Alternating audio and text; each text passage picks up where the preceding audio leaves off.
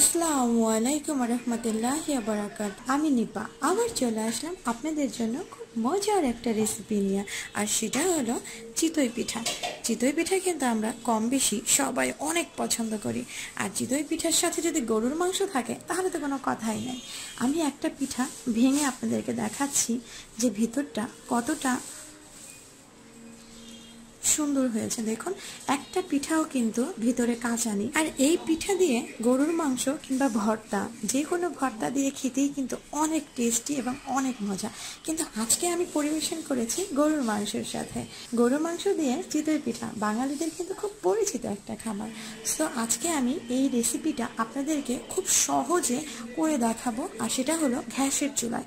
গ্যাসের চুলায় কিন্তু অনেকেরই অবজেকশন থাকে যে গ্যাসের চুলায় পিঠা বানালে পিঠা ফুলে না বা ভিতরে কাঁচা থেকে যায়। তো আজকে আমি যেভাবে পিঠাগুলো বানিয়েছি, আপনারাও ঠিক এরকম করে পিঠাগুলো বানালে এই অভিযোগটা কিন্তু আর থাকবে না যে ভিতরে কাঁচা কিংবা ফুলছে না। আপনাদের যদি এই রেসিপিটা সম্পর্কে কোনো কিছু জানার থাকে তাহলে অবশ্যই আমাকে কমেন্টে জানাবেন, আমি অবশ্যই সেটা রিপ্লাই দেওয়ার চেষ্টা করব। আমি কিন্তু এই পিঠাটা শুকনো গুঁড়ি দিয়ে করেছি, আর আপনারা কেউ চাইলে শুকনো গুঁড়ি দিয়েও করতে পারেন, কেউ চাইলে সাথে সাথে ব্লেন্ডারে গুঁড়ো করেও করতে পারেন। কিন্তু আমি আজকে চিতই পিঠাটা শুকনো গুঁড়ো দিয়ে করেছি, আর এতটাই ফুলেছে আর ভিতরে একটুও কাঁচা নেই। তো আপনারাও আমার মতো চেষ্টা করতে পারেন। তাহলে চলুন কি করে খুব সহজে ঝটপট শুকনো গুঁড়ি দিয়ে চিতই পিঠা তৈরি করতে হয়, তাও গ্যাসের চুলাতে, আমি দেখিয়ে দিচ্ছি। চিতই পিঠা তৈরি করতে আমার প্রথমে যা লাগবে তা হলো চালের গুঁড়ি। আমি এখানে মেজারমেন্ট কাপ দিয়ে 5 কাপ চালের গুঁড়ি নিয়েছি। এই চালের গুঁড়িটা কিন্তু শুকনো চালের গুঁড়ি। আমি শুকনো চালের গুঁড়িটা দিয়েই চিতই পিঠাটা তৈরি করব। এখন আমি এখানে যেটা দেব সেটা হলো লবণ। অবশ্যই পরিমাণ মতো লবণটা দিবেন। লবণটা দিয়ে আমি খুব ভালো করে একটু মিক্স করে নিচ্ছি।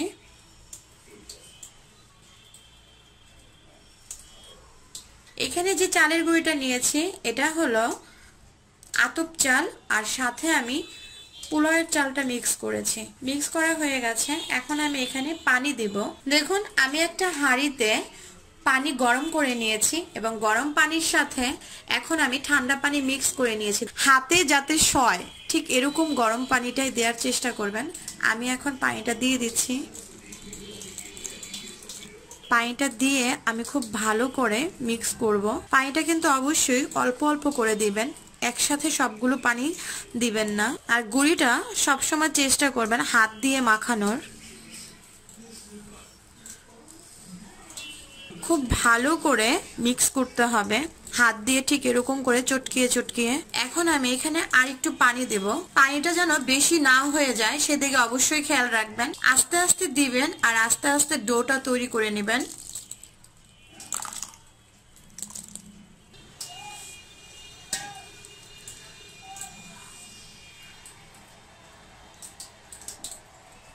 দেখুন, ঠিক এরকম করে গোলাটা তৈরি করে নেবেন।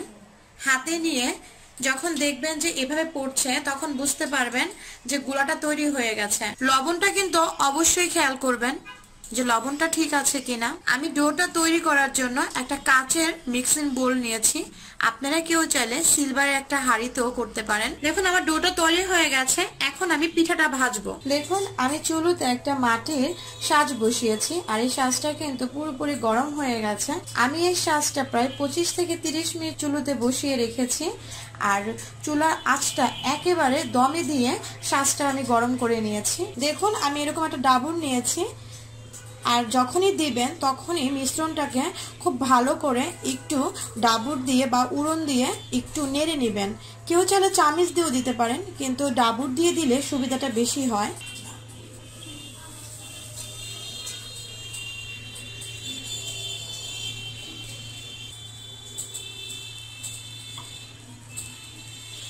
এখন আমি ঢেকে দিচ্ছি। আস্তে আস্তে চুলার আঁচটা কিন্তু মিডিয়ামের চাইতে একটু কম রাখবেন, না হলে কিন্তু নিচে পুড়ে যাবে। দেখুন, আমি ঢাকনাটা উঠাচ্ছি।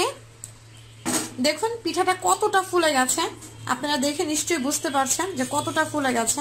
আর আমি ঠিক এরকম একটা খুন্তি নিয়েছি, একদম ছোট, যাতে চারি দিলে উঠে যায়। দেখুন কতটা ফুলে গেছে পিঠাটা। আসলে গ্যাসের চুলায় যে এতটা ফুলে এটা কিন্তু কেউ বিশ্বাস করতে পারে না যে গ্যাসের চুলায়ও পিঠা ফুলে। দেখুন কতটা ফুলেছে। আমি একটা ঝুড়িতে তুলে নিচ্ছি।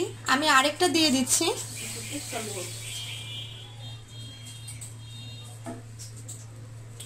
চুলার আঁচটা কিন্তু মিডিয়ামে রাখবেন, বারবার বলছি। গ্যাসের চুলাতেও আসলে অনেক সুন্দর পিঠা তৈরি করা যায়। দেখুন আমি ঢাকনাটা তুলছি। দেখুন আরেকটা পিঠা দেখাচ্ছি। এই পিঠাটা দেখুন কতটা ফুলে গেছে। আসলে অনেকে মনে করেন গ্যাসের চুলায় পিঠা আসলে ফুলে না। দেখুন কি পরিমাণ ফুলে গেছে। আস্তে আস্তে উঠাতে হবে। গ্যাসের চুলায় যে আসলে অনেক সুন্দর পিঠা তৈরি করা যায়। দেখুন কতটা ফুলে গেছে, দেখে নিশ্চয়ই বুঝতে পারছেন যে আমার প্রতিটা পিঠাই কিন্তু অনেকটা ফুলছে। দেখুন আমি আরেকটা পিঠা দেখাচ্ছি। প্রত্যেকটা পিঠাই কিন্তু ফুলে উঠছে।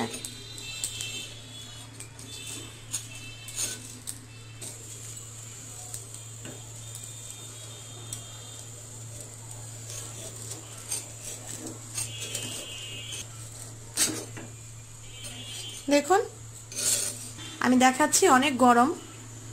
দেখুন একটা পিঠাও কিন্তু পুড়ে নেই। আমি সবগুলো পিঠা পরে অবশ্যই দেখাবো। ঠিক এরকম সুতি একটা কাপড় দিয়ে আমি যেরকম করে মুছে দিচ্ছি এরকম করে বারবার মুছে দিবেন শাঁসটা।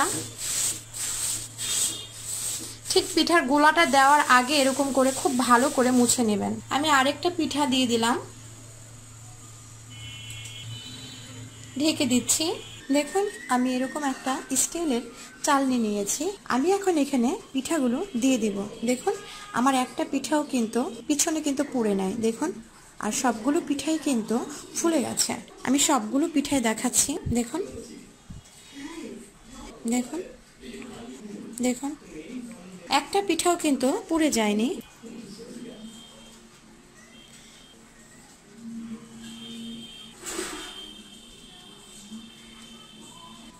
দেখুন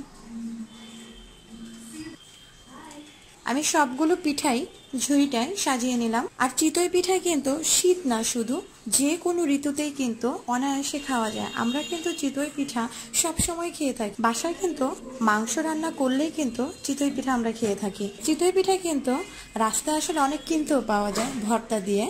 খুবই মজা, খুবই টেস্টি। আর এখন তো শীতের সময় তো চিতই পিঠা অনেক অনেক অনেক বেশি খাওয়া হয়। সো আমি আজকে যেভাবে চিতই পিঠাটা তৈরি করেছি, আপনারাও ঠিক বাসায় এরকম করে চিতই পিঠাটা তৈরি করে দেখবেন। গ্যাসের চুলাতেও কিন্তু খুব সুন্দর চিতই পিঠাটা ফুলে যায়। আমি ঠিক যেরকম করে বানালাম প্রতিটা পিঠাই কিন্তু ফুলেছে। আপনারাও ঠিক বাসায় একই নিয়মে এরকম করে বানিয়ে দেখবেন, অবশ্যই ফুলবে। আর আমি যেই নিয়মে বানিয়ে দেখালাম আপনারা ঠিক এই একই নিয়মে বানিয়ে দেখেন, অবশ্যই আপনাদের পিঠাগুলোও ফুলবে এবং খেতেও কিন্তু অনেক সুস্বাদু। বাহিরে কেনা পিঠার চাইতে বাসায় যদি একটু কষ্ট করে বানিয়ে খাওয়া যায় সেটার স্বাদ কিন্তু দ্বিগুণ হয়। সো আজকে আর না, আমি নেক্সট টাইম আবার নতুন কোনো রেসিপি নিয়ে আপনাদের সামনে হাজির হয়ে যাব। আর সেই পর্যন্ত আপনারা সবাই অনেক অনেক ভালো থাকবেন এবং সুস্থ থাকবেন। আপনাদের জন্য অনেক অনেক দোয়া রইল এবং শুভকামনা রইল। তাহলে এখানেই বিদায় নিচ্ছি। নেক্সট টাইম আবার যে কোনো দিন দেখা হবে আরেকটা নতুন রেসিপি নিয়ে। সে পর্যন্ত আপনারা সবাই অনেক অনেক ভালো থাকবেন এবং সুস্থ থাকবেন। আল্লাহ হাফেজ। আসসালামু আলাইকুম রহমতুল্লাহি ওয়া বারাকাতুহু।